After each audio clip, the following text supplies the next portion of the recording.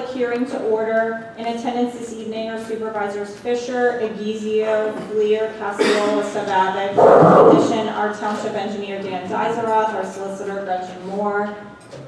If you plan to participate in tonight's hearing, can I ask you to please stand so you can be sworn in by our court reporter? Anyone that's going to speak, raise your right hand, please. If you're going to speak at all or think you might speak at all, I would stand and get sworn in now. Solemnly swear or affirm the testimony you're about to give is the truth, the whole truth, and nothing but the truth. Is there anyone here this evening that is seeking standing? Okay. So this public hearing is to consider Conditional Use Application 2021-0024 filed by Maonda Homes for the Silver Creek Cluster Housing Development off of Reissing Road, McDonald, PA. Tax parcel 140-007-00000019-00. The public hearing was duly advertised on August 4th and August 9th. Just, if I could ask you to state your name and if you're with a company or your name and address when you come, and please make sure you're speaking into a microphone. Thank you. Good evening. Ed Moore with Scheffler & Company. Tonight we'll have a brief presentation on the new Silver Creek single-family residential cluster development, and then we'll turn everything over to questions. So also with me tonight is Michael Seedorf from Maonda Homes, and from David E. Wooster & Associates, Josh Haydu, who can talk traffic for us. First off, the Cecil Township zoning map, just to give you an idea of where the property is. Property is zone R1, low density residential.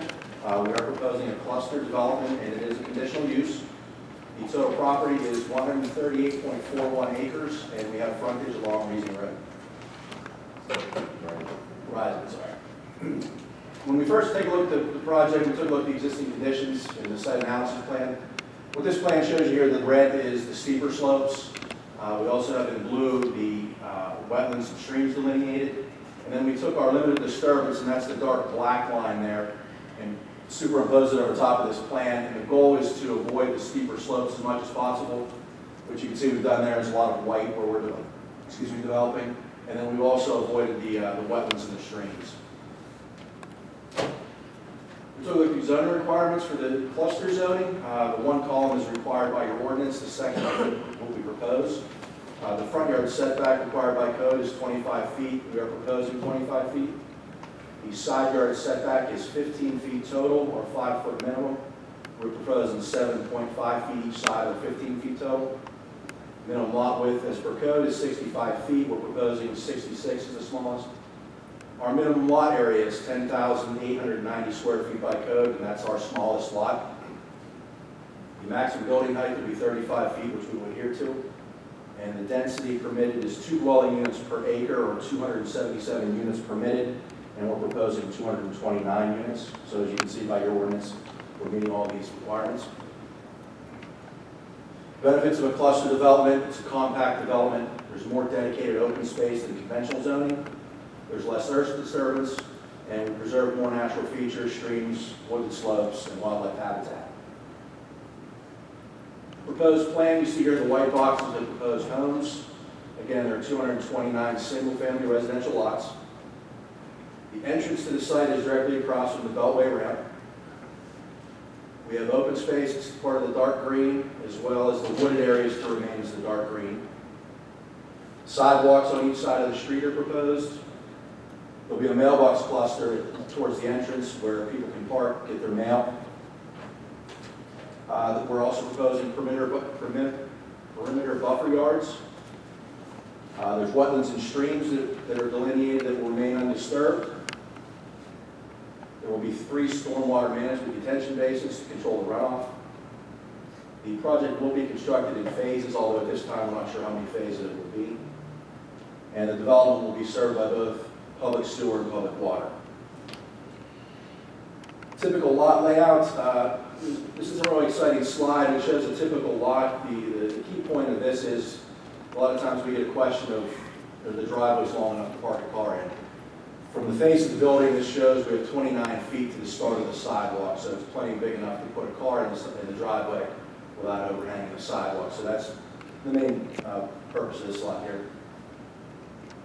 When we talk open space and buffer yards, this plan here in the green is the proposed open space. The open space required is a minimum 50% of the gross site area, and 138.41 acres were required to have 69.2 acres of open space. The current plan proposes 69.49 acres of open space. And the open space will be owned by the future HOA, and it will remain in a natural and undisturbed condition in perpetuity.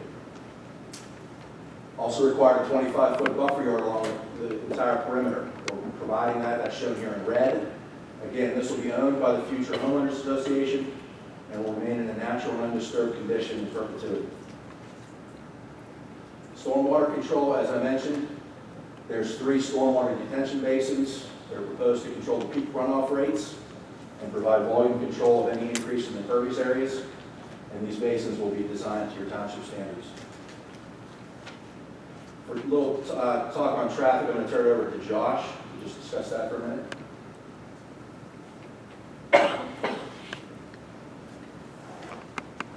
Good evening, everybody. Josh Hader with David Wistern Associates. We will be preparing the traffic study for this development. If it's easier, you can hold that microphone so you don't have to lean over. Okay. Thank you. You're on. We will be conducting a traffic study for this development. The access along Reissing Road will require a highway occupancy permit from Pennsylvania Department of Transportation. So the traffic study has already been scoped. There's PennDOT District 12, which this is in, given its proximity to District 11. They also participated in the scoping meeting, as well as representatives of Cecil Township and the Gateway Engineers. So the intersections that we're going to be looking at are circled here in blue. The front door, obviously, or the main access to the development here, coming off the new road that goes up to the Beltway. Additionally, Reissing Road, where it meets Miller's Run Road, those 2 intersections that are kind of clustered together right there, just beyond the railroad overpass. And the railroad overpass is something that we've also been asked to evaluate. We understand that road is quite narrow underneath. Sight distance looking through it can be limited. So that is been a prescribed item that we're going to be looking at much more closely in the traffic study. But at this point, we have not conducted the study. We want to scope it. When school gets back in session, we can get that on the schedule and prepare the study as soon as Maonda authorizes us to do that. But with the information I have, I am here primarily tonight to answer any questions as best I can. So I'm going to turn it back over to Ed to finish the presentation, but I'll be back up for questions at the end.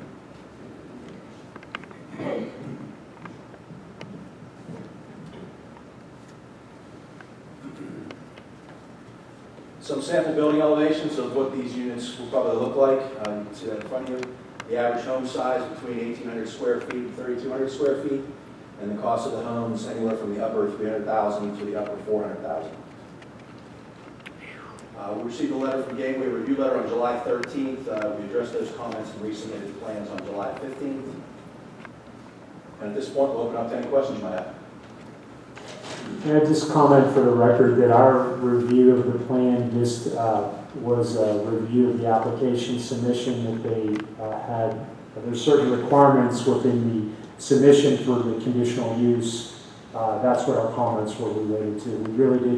We don't have any comments on the plan at this point because the plan is just being submitted for the use at this time. I have a couple of things. How wide are you planning on your sidewalks being? Whatever's to code, I believe it's 4 feet, but whatever's required. Well, we've been making them 4 feet, right? And the second thing is, you show no overflow parking.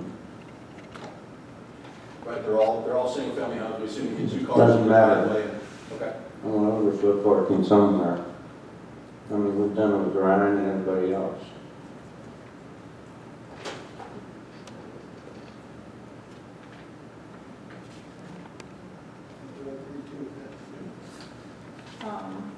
Just for visitors,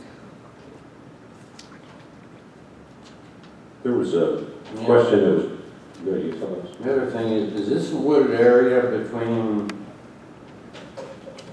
me see if I can call it back up.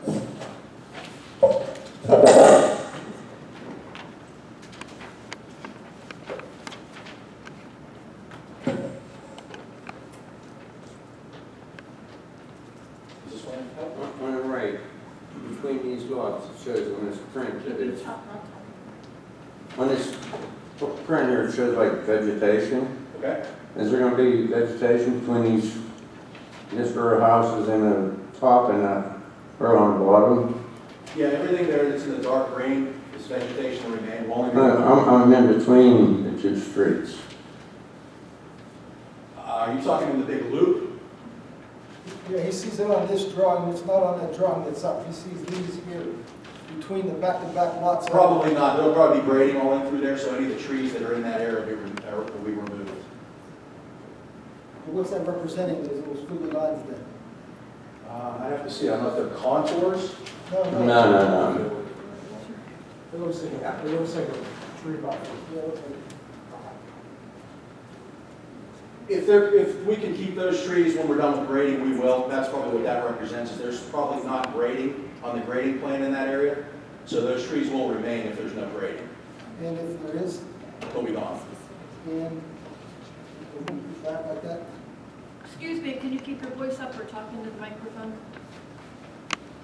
I didn't hear your question. Can you repeat your question? Never mind, I don't remember. Looking at these contours, is that a valley between them houses? I believe so, yes. And that's where the water's gonna flow? And we'll take a look at the stormwater that happens between the lots and inlets and pipe everything to the stormwater basin. So we'll take a look at that. We have a lot of engineering left to do on these plans.